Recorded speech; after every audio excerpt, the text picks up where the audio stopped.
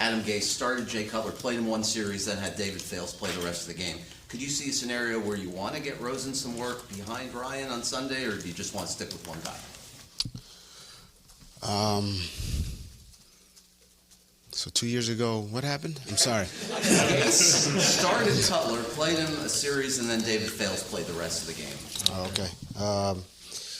Yeah, I don't see a situation like that. We're gonna play the guys that we feel give us the best chance to win. Like we've said all year. So it was 2 years ago, but no, we're just gonna stick to what we've been doing all season. You and Chris talk about any guys you want to look at this Sunday from a personnel standpoint that maybe you've seen some but want to see more. I don't know if you share that, but is that a discussion that you guys have? It's something we talk about daily. We've seen a lot of guys this season, obviously. So yeah, those conversations are ongoing, and a lot of it's based on who played well last week, who didn't play last week that we want to take a look at. It could be injuries or play a role in that. So, those conversations are ongoing between myself, our coaching staff. Chris is involved in those, obviously, and at the end of the day, we're gonna play the guys we feel give us the best chance to succeed. Brian, you didn't see a whole lot of Myles Gaskin in game action, but what was your takeaway from what you saw? Not a whole lot of game action like you said, but we saw plenty in practice. Preseason, this is a kid who's really improved over the course of the season from a preparation standpoint, from a process standpoint, and he's gotten a lot better. From where he was in rookie minicamp to where he was last week. So he's made a lot of progress. Unfortunately, he got hit the injury last week, but he's a guy who'll bounce back and get himself healthy as quickly as possible, and hopefully build on some of the improvements he's made over the course of the season. Lance Turner, again, brief appearances from scrimmage, but your thoughts on what you've seen from him? Another young guy who has gotten some opportunities in the kicking game. Got to carry the ball a couple times last week. Again, he's made a lot of improvement over the course of the season in the time that he's been here. And he's made some plays in the kicking game, blocking, tackling. I think there's been some growth, some improvement, and hopefully that continues this weekend. What did the club see in P. Ryan, who you guys added to the roster? Guy's had some success in this league. Good runner, plays in the kicking game, and obviously having only two backs, we felt like we needed to add one, and it's an opportunity for us to add someone with some experience and has had some production in this league. You have a few obsessions. One I've identified is the kicking game. You are absolutely obsessed with the kicking game. Where did that come from?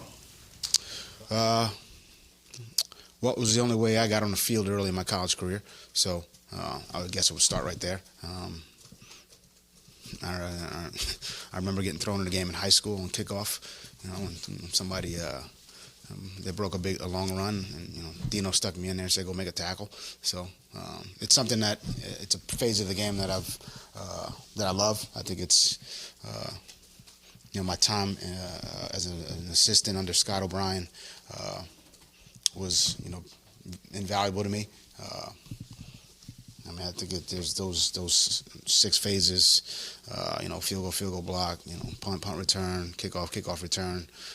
There's plays to be made in all of those phases. We're going up against an opponent who, they do a really good job in the kicking game. They try to apply pressure in all those phases.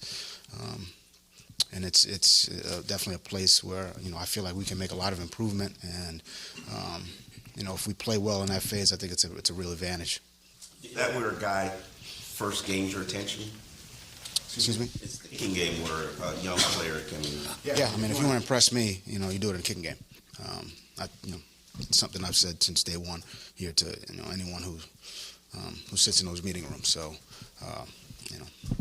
quarterbacks who can hold, running backs who can, cover kicks, receivers who can, block in a return game, defensive players who can, block on punt and then, run down and make a tackle. Guys who, from a ball security standpoint, can return, kick off, punt returns. I mean, that, all of it is very valuable. And, I think people take it for granted at times. Until it doesn't work out in a game. So, it's very important to me. I think it's, a phase in the game that, we'll continue to harp on and, try to play it well now. I mean, we got a great challenge this week. I would say this is one of the best, kicking game units in the league. They're well coached. They're tough. They're physical. Schematically, they do a lot of different things. They pose some issues. They try to apply pressure really in all phases. So, it'll be a big test. At a personal level, what's it going to be like returning to Gillette, a place you know very well? Have you ever been in the visitors' locker room? Or are you going to have to mentally say, no, I got to turn left instead of turn right, all that kind of stuff? I know my way around that place, so yeah, I'll be all right. I'll figure it out.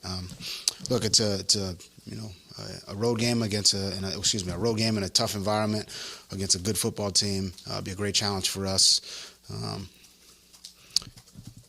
As far as, the history, my personal history there, it's one of those things that, right now, I'm the head coach of the Miami Dolphins. That's, where my focus is going to be Sunday at 1 o'clock. And, there's a lot of, relationships and, friendships I have there. Again, those go far beyond, football. But, I'll be ready to compete on Sunday at 1 o'clock. What does it say about a player like Christian Wilkins that he wants to run on the field and celebrate with teammates after touchdown, or even kicking Jason Sanders when he kicks a field goal? It just says he's a team guy, which we knew that when we drafted him. He's selfless. He understands the different roles and the different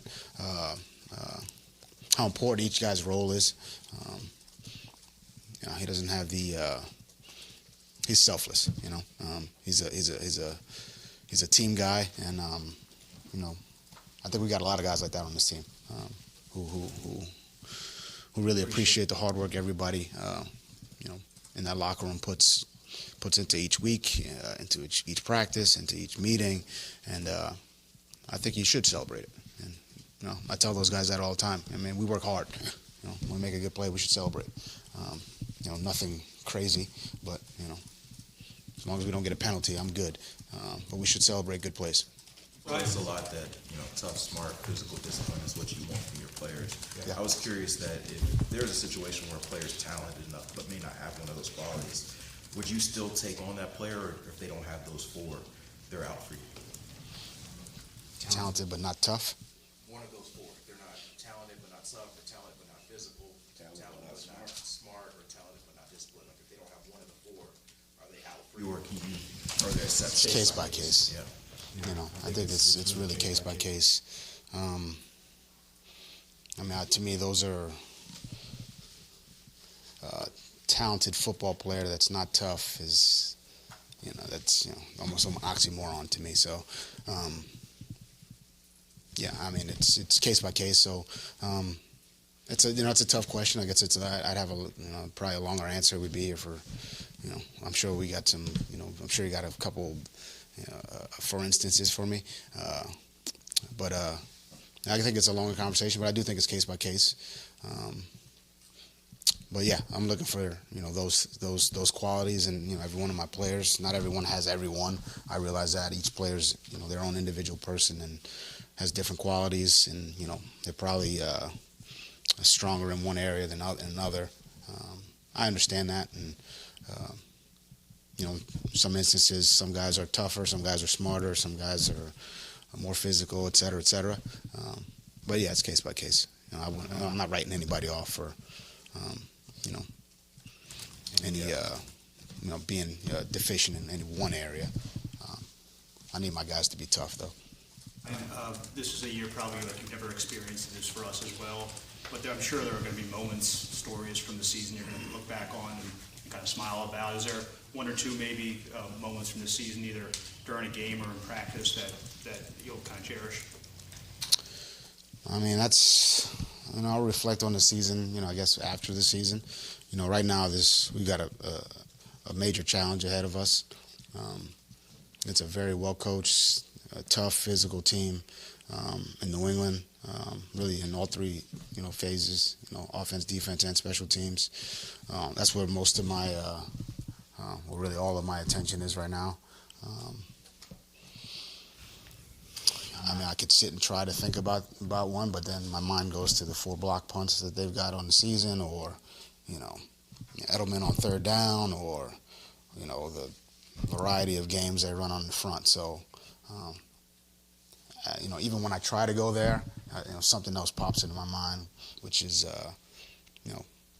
has something to do with, a situation where they're doing something that could pose problems to us. So maybe that's a next week question. I'm sorry. Brian, did Tay Hayes show you something Sunday which intrigued you guys, made you want to see more? And do you feel good about, you've developed young corners, you, Patrick, Josh, do you feel like you have some young guys that can be developed moving further and might turn into something long-term? I think Tay, jumped right in, played a significant amount of snaps last week, and made a few plays, was competitive on most of the coverage. I thought he tackled well.